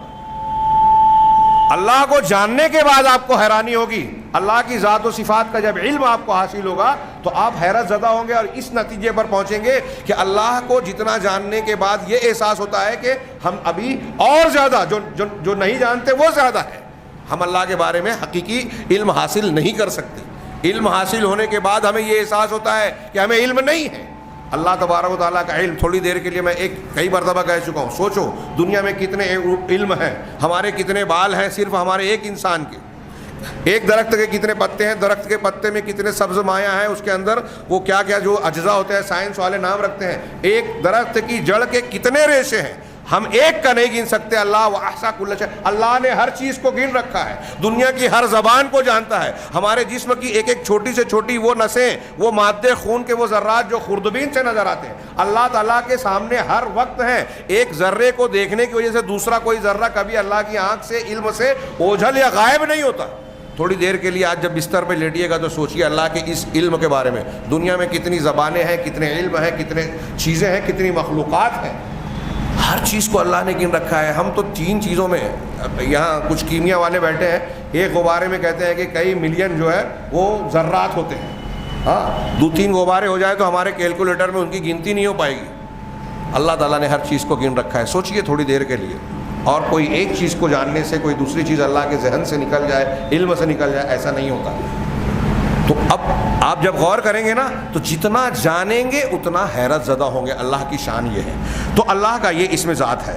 اب یہ کلمہ لا الہ الا اللہ 2 رکنوں پر مشتمل ہے, ایک لا الہ, ایک الا اللہ. لا الہ یہ نفی ہے, الا اللہ یہ اس بات ہے. ہم یہ کہہ کر اسلام میں داخل نہیں ہوتے کہ اللہ ایک ہے یا اللہ کو میں معبود مانتا ہوں, نہیں. یہ 2 رکن اس کے اندر حصر کا معنی پایا جاتا ہے, نفی اور اس بات کے ساتھ. یہ زیادہ بلیغ ہے کہ کوئی معبود نہیں ہے سوائے اللہ کے. یعنی ہم اللہ تعالیٰ کو معبود مان لیں, صرف اتنا کافی نہیں ہے, بلکہ اللہ کو ماننے کے ساتھ ساتھ یہ ضروری ہے کہ دنیا میں کائنات میں جتنے لوگوں کو بھی الہ کی حیثیت سے مانا جاتا ہے, پوجا جاتا ہے, ہم ان کی الوہیت کا انکار کریں. اگر ہم صرف اللہ کو اللہ مان رہے ہیں, دوسروں کا انکار نہ کریں, تو ہماری توحید صحیح نہیں ہوگی, مکمل نہیں ہوگی, کلمہ مانا نہیں جائے گا. لہذا یہ کلمہ اس بات کو ثابت کرتا ہے اپنے معنی میں کہ اللہ تبارک و تعالیٰ تنہا ہے جو ہماری عبادتوں کا مستحق ہے, اس کا کوئی شریک, پارٹنر, ساجھیدار نہیں ہے. فاللہ عز و جل هو المستحق للعبادہ, اللہ عز و جل اکیلا عبادت کا مستحق ہے, اس لیے کہ وہی خالق ہے, وہی رازق ہے, وہی مالک ہے, وہی مدبر ہے, تمام معاملات کو چلانے والا, نظم و ضبط کرنے والا. ہمارے ایک ایک معاملے کو, ہمارے جسم کے اندر جو خون کی گردش ہو رہی ہے, ہم سانس لے رہے ہیں, اور جو ہمارے ماحول دیا, یہ اوزون, یہ کھانا پینا, یہ ساری چیزیں اللہ کی دی ہوئی ہے, سب اللہ ہی کی دی ہوئی ہے. اس لیے ہم کر رہا ہے, نماز پڑھ رہی ہے, اللہ کے لیے پڑھ رہا ہے. لیکن اگر وہ مزار پہ جا کے سال میں, 2 سال میں, 5 سال میں, 10 سال میں, 20 سال میں, زندگی میں 1 مرتبہ اگر اس نے جا کے مزار پر سجدہ کیا, چادر چڑھائی, غیر اللہ کے نام کی نظر و نیاز کی, یا غیر اللہ سے مدد مانگی, یا شیخ عبد القادر جیلانی میری مدد کیجئے, محمد صلی اللہ علیہ وسلم مدد کیجئے. یہ ہمارے ہاں بعض دیوبندی حضرات بھی جو ہے وہ نبی کریم صلی اللہ علیہ وسلم کا وسیلہ لگاتے ہیں, اور اللہ کے رسول صلی اللہ علیہ وسلم کو کیا ہے, امت پہ تیرے وقت بڑا مشکل آ پڑا ہے, وہ کیا شعر پڑھتے ہیں, میں نے دیکھا دیوبندی حضرات کو بھی, علماء کو بھی. یہ اللہ کے رسول صلی اللہ علیہ وسلم سے اگر مدد مانگ رہے ہیں تو ان کا دین خالص نہیں رہا, اخلاص نہیں رہا, اور اخلاص نہ ہونے کی وجہ سے اس میں شرک آ گیا, اور جب شرک آ گیا تو لا الہ الا اللہ کی کوئی حیثیت نہیں رہی. ایسا لا الہ الا اللہ انسان کو فائدہ نہیں دے گا. لہٰذا انہوں نے کہا کہ ضروری ہے کہ بندے کا کلمہ اس کے عمل میں صحیح نیت کے ساتھ, شرک کے تمام شوائب سے, شرک کے تمام آثار اور علامتوں سے, شرک کی ملاوٹ سے, ہر قسم کی ملاوٹ سے صاف. بندے کے جتنے اعمال ہم دین کے کرتے ہیں ان تمام میں ہماری نیتیں خالص اور صاف ستھری ہونا چاہیے. کہیں بھی شرک آیا ہماری نیت میں, عقیدے میں, یہ جو میں نے کچھ مثالیں دی, ایسی 50 مثالیں دے سکتے ہیں, کہیں بھی شرک آیا. تصوف والے حضرات پیر صاحب کو سامنے بیٹھا کے نماز پڑھ رہے ہیں, وہ احسان کی پریکٹس کرنے کے لیے, تصور شیخ کے نام پہ, کہ ابھی ان کو سجدہ کریں گے, ان کو دیکھ رہے ہیں سامنے, پھر ان کو ہٹانے کے بعد تصور کریں گے کہ یہ شیخ ہمارے سامنے ہے. نہیں ہے پھر بھی ہیں ایسا سوچیں گے. پھر ان کو ہٹا کے ہم یہ سوچیں گے اللہ ہمارے سامنے ہے نا, کہ تم اللہ کی ایسے عبادت کرو جیسے تم اللہ کو دیکھ رہے ہو, ورنہ کم سے کم اتنا کہ اللہ تمہیں دیکھ رہا ہے. اس کی پریکٹس کرنے کے لیے صوفیوں کے یہاں یہ طریقہ ہے. اہل علم نے لکھا کہ اگر کوئی اپنے شیخ کو سامنے بٹھا کے اس کی طرف توجہ کر کے نماز پڑھ رہا ہے تو یہ شرک ہے, اس کی طرف توجہ صرف کر رہا ہے. آپ دیکھیں گے کہ ہمارے یہاں جو سلسلے چلتے ہیں اس میں عبادات کے طریقے میں رہتا ہے کہ آپ فلاں کی قبر کی طرف توجہ کیجئے, پیر صاحب کی, نبی کریم صلی اللہ علیہ وسلم کی قبر کی طرف توجہ کیجئے. یہ بات اچھی طرح سمجھ لیجئے, یہ جو اگر آپ عبادت کرنے میں, دعا کرنے میں, سجدے میں, رکوع میں اگر اپنی توجہ خشوع خضوع کسی کی قبر کی طرف کرتے ہیں تو یہ شرک ہے. ہمیں کیا حکم دیا گیا ہے؟ اللہ کی طرف توجہ کرنا, قبلہ رخ ہو کے اللہ کی طرف خشوع خضوع اور توجہ کرنا, یہ عبادت ہے اور اس کا حقدار صرف اللہ ہے. اب یہ عبادت ہے لہذا حقدار اللہ ہے, اب یہ ہم نے کسی اور کی طرف پھیرا, یہ شرک ہوا. اور جو لوگ ایسا کر رہے ہیں ان کا لا الہ الا اللہ سلامت نہیں رہا. لہذا اللہ تبارک و تعالیٰ نے یہ انہوں نے چھٹی شرط کے طور پر ذکر کی. تو جو شخص اللہ تعالیٰ کے ساتھ عبادت کی کسی بھی قسم سے, عبادات کی قسموں میں سے کسی بھی قسم میں اللہ کے ساتھ کسی دوسرے کو شریک ٹھہراتا ہے تو اسے لا الہ الا اللہ کا یہ کلمہ توحید کوئی فائدہ نہیں دے گا, کیونکہ وہ زبان سے تو توحید کو بولتا ہے لیکن اپنے عمل اور اپنے اعتقاد سے شرک کر رہا ہے, اخلاص نہیں رہا. لہذا اللہ کے یہاں اس کا کلمہ کوئی حیثیت نہیں رکھتا. آخری اور ساتویں شرط یہ ہے, ساتویں شرط یہ ہے, اس کی اور بھی دلیلیں ہیں, میں نے اکتفا کیا ایک ہی پر جو کتاب میں دی گئی. الشرط السابع المحبہ, ساتویں شرط ہے محبت کا ہونا. ضروری ہے کہ مسلمان اس کلمے سے محبت کرے اور اس کلمہ, یہ کلمہ جس معنی اور مفہوم پر دلالت کرتا ہے اس سے محبت کرے, اور اس کلمے پر عمل کرنے والے دوسرے مسلمانوں سے محبت کرے. دو باتیں ہیں, کلمے اور کلمے کے معنی سے محبت, ہمیں محبوب ہو ہم اس سے محبت کریں, نفرت نہ کریں. اگر کوئی چیز شریعت کی ہمیں ناپسندیدہ ہے, ہم بری سمجھتے ہیں تو یہ کفر ہوگا. تو کلمے اور کلمے کے معنی اور مفہوم سے ہم کو محبت ہو, لگاؤ ہو, اور جو لوگ کلمہ پڑھنے والے اس پر عمل کرنے والے ہیں یعنی مسلمان, ان سے محبت ہو. جو جتنا زیادہ اچھے ایمان والا ہوگا ہماری محبت کا اتنا زیادہ مستحق ہوگا. تو اس سلسلے میں انہوں نے دلیل دی اللہ تعالیٰ کا اس ارشاد کو, وَمِنَ النَّاسِ مَن يَتَّخِذُ مِن دُونِ اللَّهِ أَندَادًا يُحِبُّونَهُمْ كَحُبِّ اللَّهِ. لوگوں میں کچھ ایسے ہیں جو اللہ تبارک و تعالیٰ کے علاوہ انداد, ند کی جمع ہے یعنی ہمسر بناتے ہیں, اللہ کے برابر کچھ درجہ دے دیتے ہیں. کیسے درجہ دیتے ہیں, کیسے اللہ کے برابر بناتے ہیں؟ یحبونہم کحب اللہ, وہ ان سے ایسے ہی محبت کرتے ہیں جیسے اللہ سے محبت ہوتی ہے. مشرکین کے بارے میں کہا گیا, اس سے یہ بھی پتہ چلا کہ مشرکین اللہ سے محبت کرتے تھے. اللہ سے محبت کرنے کے باوجود ان کی یہ محبت ان کو فائدہ مند نہیں ہوئی. کیوں؟ اس لیے کہ وہ جو اللہ سے محبت کرتے تھے ویسی محبت غیر اللہ سے بھی کرتے تھے. ویسی محبت اللہ کے علاوہ کسی اور سے جیسی اللہ سے ہونی چاہیے کی تو شرک ہے. تو یہ قرآن کہہ رہا ہے, میں نہیں کہہ رہا ہوں, کہ لوگ اللہ کا ہمسر بناتے ہیں. کیسے بناتے ہیں؟ کہ ان سے بھی ویسی محبت کرتے ہیں جیسی اللہ سے. والذین آمنوا اشد حبا للہ, اور جو ایمان لائے مسلمان وہ اللہ سے محبت کرنے میں سب سے زیادہ سخت ہیں. اشد یہ اس میں تفضیل ہے, زیادہ محبت کرنے والے. ہاں, تو اس کا مفسرین نے دو معنی بتایا ہے. اشد حبن کا کیا مطلب؟ مسلمان اللہ سے محبت میں زیادہ سخت ہیں. کیا مطلب؟ اللہ مشرکین اپنے معبودوں سے جتنی محبت کرتے ہیں ان سے زیادہ مسلمان اپنے اللہ سے محبت کرتے ہیں. ایک معنی یہ. دوسرا کہ مشرکین اللہ سے جتنی محبت کرتے ہیں مسلمان اس سے زیادہ اللہ سے محبت کرتے ہیں, لہٰذا اللہ سے جو محبت کرتے ہیں کسی اور سے ویسی نہیں کرتے. اب اگر اللہ سے محبت کے مقابلے میں کوئی شخص کسی پیر سے, کسی بزرگ سے, کسی نبی سے, اپنے باپ سے, اپنی ماں سے, اپنی بیوی سے, اپنی محبوبہ سے اگر کرتا ہے, اس لیے بعض علماء نے کہا یہ جو عشق و معاشقہ چلتا ہے نا آج کل نوجوانوں میں, بلکہ یہ چلی ہی آ رہی ہے, پرانی بیماری ہے. اللہ کی آزمائش ہے مرد اور عورت کے درمیان محبت اور تعلق. اب عشق و محبت میں پڑھ کے کوئی شخص اگر ایسا کرتا ہے کہ میری محبوبہ مجھ سے جو کہے میں مانوں گا, میرا محبوب جس سے جو کہے مان لوں گا, اس کی سمع و اطاعت ویسے کر رہا ہے جیسے اللہ کی کرتا ہے, یہ شرک ہو جائے گا. یہ اہل علم سلف, علماء سلف نے لکھا ہے کہ عشق و محبت آدمی کو بعض اوقات شرک کے درجے تک لے کے چلا جاتا ہے. بعض محبوبوں نے کہا کہ میں اپنے معشوق کے لیے جو ہے سجدہ کرنے کے لیے بھی تیار ہوں. یہ کرنے کے لیے بھی تیار ہوں جو امور تعبدی میں سے تعلق رکھتا ہے، تو ظاہر سی بات ہے کہ یہ شرک ہوگا۔ بہرحال اللہ تبارک و تعالیٰ سے محبت مومن ایمان کی شرط ہے کہ دوسری تمام چیزوں کے مقابلے میں اللہ سے اور کلمہ لا الہ الا اللہ سے اس کے مقتضیات اور معنی و مفہوم سے سب سے زیادہ محبت ہو۔ اور جب اللہ سے محبت ہوگی تو اس کے نتیجے میں اللہ کے محبوب لوگوں سے بھی محبت ہوگی۔ لہٰذا جو لوگ لا الہ الا اللہ کی شرط پر عمل کرنے والے اہل الحدیث یا کلمہ کے کہنے والے لوگ ہیں، ان سے ہماری محبت کا ہونا فطری ہے۔ تھوڑی دیر کے لیے آپ سوچئے، ابھی جیسے کچھ لوگ یہ الزام لگاتے ہیں بعض توحید والوں کے اوپر کہ یہ لوگ صحابہ کو نہیں مانتے، یہ لوگ اماموں کو برا بھلا کہتے ہیں۔ دنیا میں روئے زمین پر لا الہ الا اللہ کی شرط کو صحیح ڈھنگ سے ماننے والا طبقہ آج میں مانتا ہوں علی وجہ البصیرہ، اللہ کے گھر میں بیٹھا ہوں، روئے زمین پر اس یہ طبقہ سلفی اور اہل حدیث سے بہتر کوئی نہیں ہے اس وقت، اس کلمے کو جاننے ماننے والا۔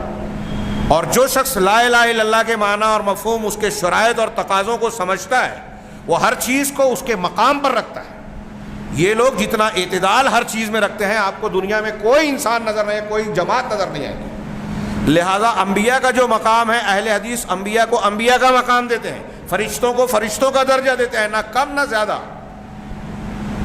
صحابہ کا جو مقام ہے، صحابہ کی تنقیص بھی کرنا ناجائز مانتے ہیں اور ان کے اندر غلو کرنا بھی ناجائز، نہ کم نہ زیادہ۔ یہی بات امامان دین، محدثین کرام، فقہائے اعظام، بزرگان دین، سب کے بارے میں یہی بات عقیدہ اہل حدیث میں آپ کو ملے گی۔ جتنا اعتدال یہاں ملے گا کہیں نہیں ملے گا۔ جو لوگ الزام لگاتے ہیں نا کہ نہیں مانتے، اگر ان کی خانہ تلاشی کی جائے تو ان کے یہاں قدم قدم پر نظر آئے گا کہ جب ان کے مسلک سے کسی صحابی کا قول ٹکراتا ہے تو اس صحابی کی بے عزتی کرتے ہیں۔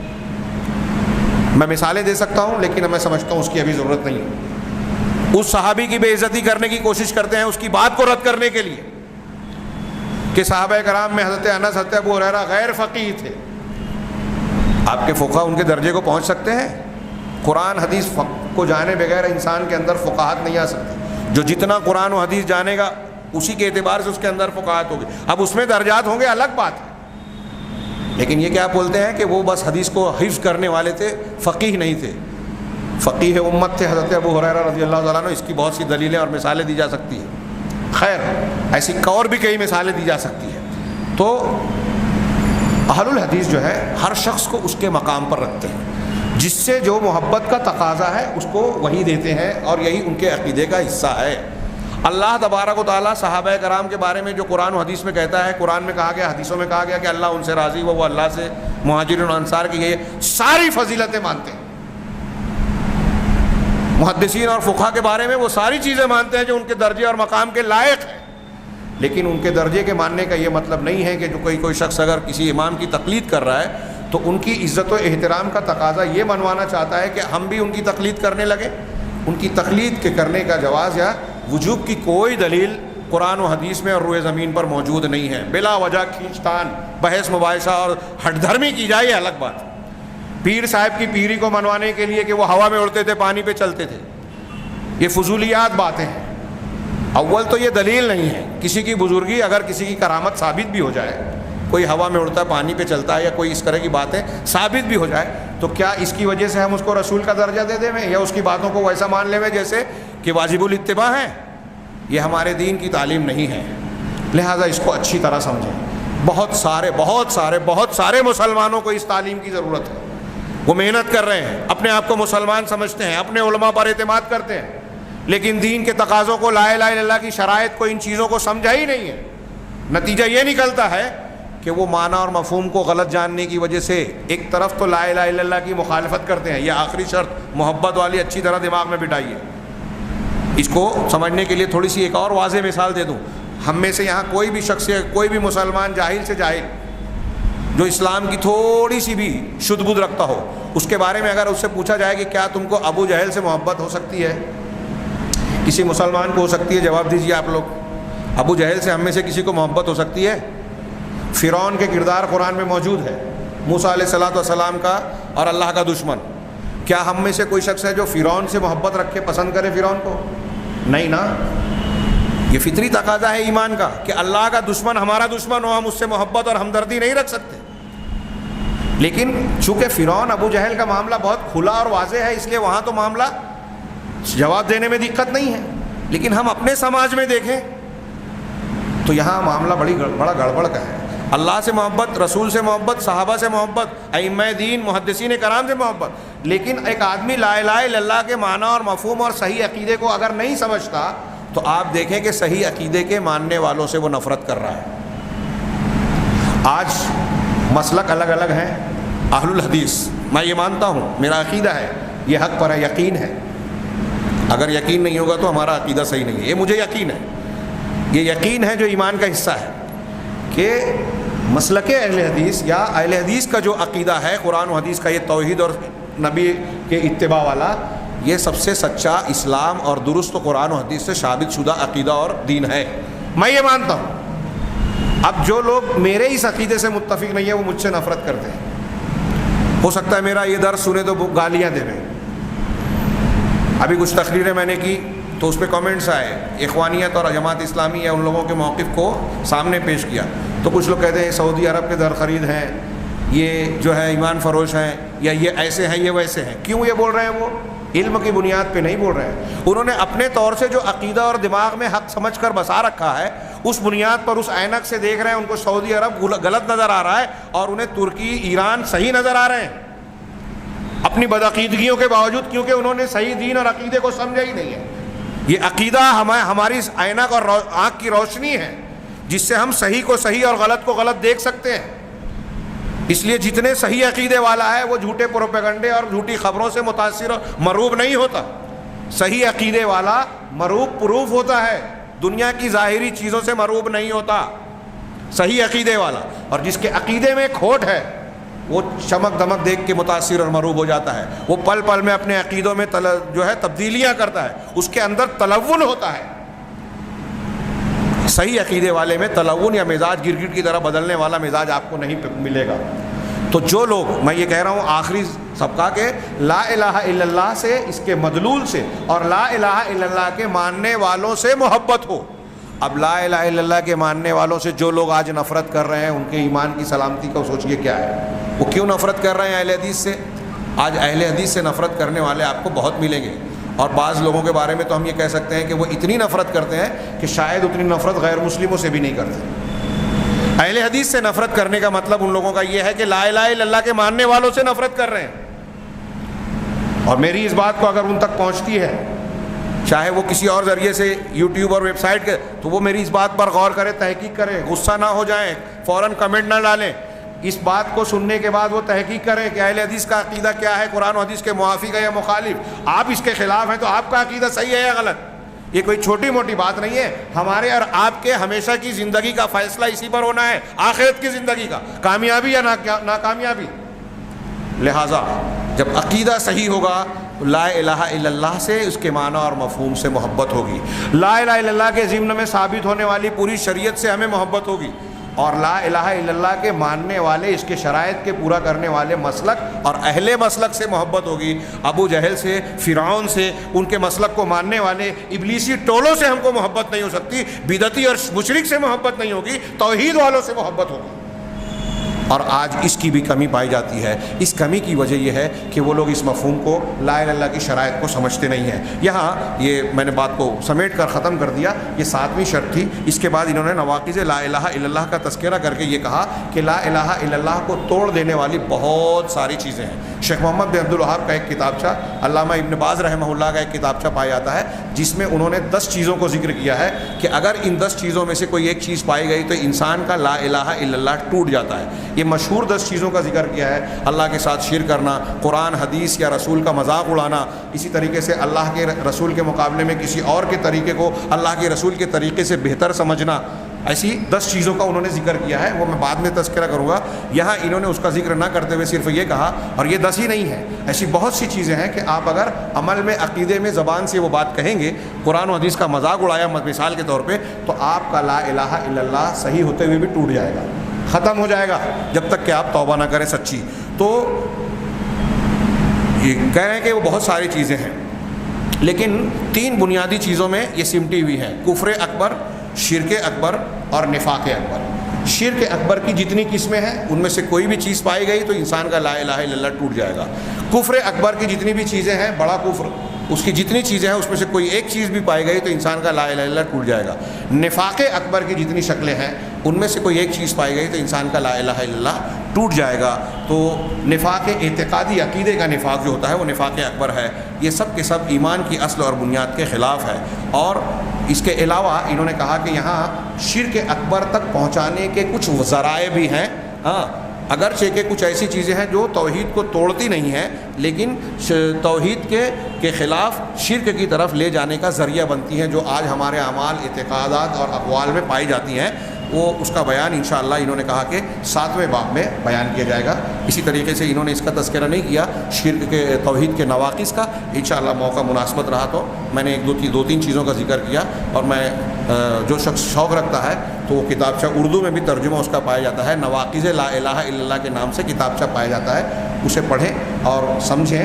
یہ ہمارے عقیدے کی درستگی کے لیے، عقیدے کی حفاظت کے لیے بہت ضروری ہے۔ اللہ تبارک و تعالیٰ سے دعا ہے کہ وہ ہمیں لا الہ الا اللہ کے عظیم کلمے کو اس کی شرائط اور تقاضوں کے ساتھ کہنے ماننے کی توفیق عطا فرمائے، اور ان چیزوں سے محفوظ رکھیں جو لا الہ الا اللہ کو توڑ دیتی ہیں یا بیکار کر دیتی ہیں۔ یہ انہوں نے یاد دلایا مجھے کہ 8ویں شرط بھی بیان کر دیں۔ یہ 8ویں شرط بعض علماء نے، بعد کے علماء نے بیان کی ہے، جبکہ اگر غور سے دیکھا جائے تو یہ جو 7 شرطیں بیان کی گئی ہیں وہ 8ویں اس میں خود بخود شامل ہو جاتی ہے، اخلاص میں اور دوسری چیزوں میں، انقیاد و اخلاص میں۔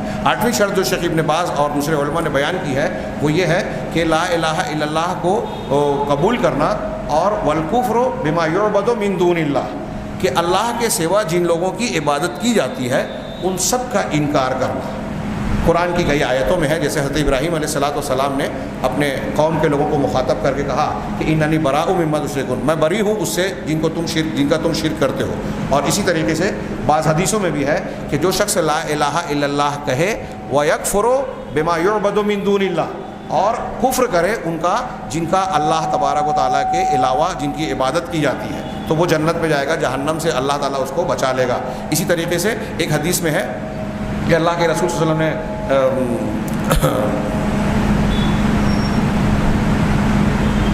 قرآن کی آیت ہے وَمَن يُؤْمِن بِاللَّهِ وَيَكْفُرْ بِالطَّاغُوتِ فَقَدِ اسْتَمْسَكَ بِالْعُرْوَةِ الْوُثْقَىٰ، غالباً سورہ بقرہ میں، کہ جو شخص اللہ پر ایمان لائے اور طاغوت کا انکار کرے، جو شخص اللہ پر ایمان لائے اور طاغوت کا کفر کرے، انکار کرے، تو 8ویں شرط کے طور پر اسی کو ذکر کیا علماء نے کہ طاغوت اور جن کی اللہ کے علاوہ عبادت کی جاتی ہے ان کا انکار کرنا بھی، یعنی آپ توحید کو ماننے کے ساتھ ساتھ ان کا کفر کریں۔ صرف آپ یہ کہیں یا ہم یہ کہیں کہ میں اللہ کو عبادت کے لائق مانتا ہوں، اتنا کافی نہیں ہے، ساتھ میں یہ کہنا بھی ضروری ہے کہ اور اللہ کے سوا کسی اور کو عبادت کے لائق نہیں مانتا، یہ بولنا ضروری ہے۔ یہ انکار جب ہوگا تو یہ لا الہ الا اللہ کی شرط پوری ہوگی۔ یہ شرطیں ہیں، میں نے کہا کہ 8ویں جو ذکر کی ہے اگر غور سے دیکھا جائے تو پیچھے میں داخل ہو جاتی ہے۔ جیسے اخلاص والی ایک شرط ہے، اخلاص کی میں نے 1-2 دلیلیں دی، ایک دلیل اور یاد آ رہی ہے، اس کا تذکرہ کر کے بات کو ختم کروں۔ حضرت ابو ہریرہ کی روایت ہے بخاری میں کہ آپ نے پوچھا کہ قیامت کے دن اللہ کے رسول آپ کی سفارش کا سب سے زیادہ حقدار خوش نصیب کون؟ من اسعد الناس بشفاعتک یا رسول اللہ۔ اللہ کے رسول نے پہلے تو تعریف کی حضرت ابو ہریرہ کی کہ مجھے پتہ تھا کہ یہ سوال آپ ہی کریں گے، کیونکہ علم کے سلسلے میں آپ بڑے حریص ہیں، آپ کی جو شوق ہے میں دیکھتا ہوں، پوچھو گے۔ پھر آپ نے جواب دیا کہ میری سفارش کا سب سے زیادہ حقدار وہ ہوگا جو من قال لا الہ الا اللہ خالصا من قلبہ، جو شخص لا الہ الا اللہ کہتا ہے اپنے دل کے خلوص کے ساتھ۔ تو دل کا خلوص کب ہوگا؟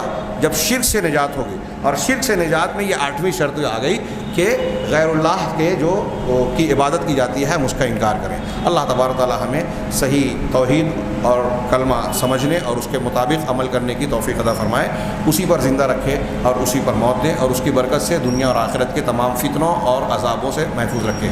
وآخر دعوانا الحمد للہ رب العالمین۔